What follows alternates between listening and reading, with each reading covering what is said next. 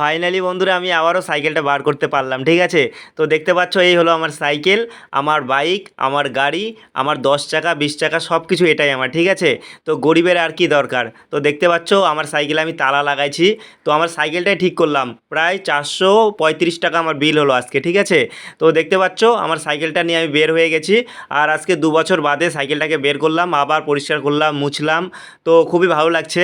তো যাই হোক বন্ধুরা, আমার সাইকেলে কী কী সারলাম তোমাদেরকে দেখাই। তো দেখতে পাচ্ছ সাইকেলে একটা নতুন তালা লাগাইছি, একটা বেল্ট লাগাইছি।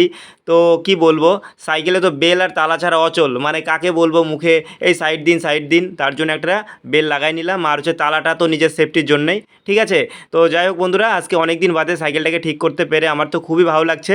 আর আমার ভাগ্নি বলছে কি বলো তো, আমি যে চাবি রিংয়ের সঙ্গে আমি একটা দড়ি বাইন্ধে দিছি কি না, বলছে দাঁড়া দাঁড়া আমি তোকে একটা চাবি রিং দিচ্ছি। আমি বললাম সত্যি দিবি কি?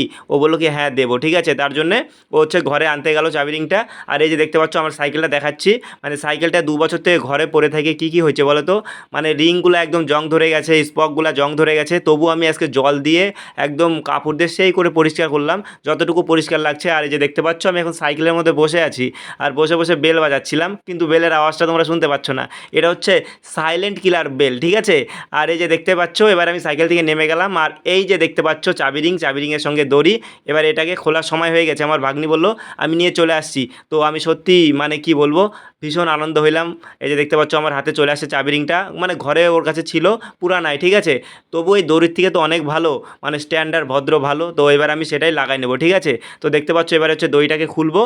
এখনও খোলার চেষ্টা শুরু করিনি, এই যে দেখতে পাচ্ছ এবার হচ্ছে নিজেই খুলবো।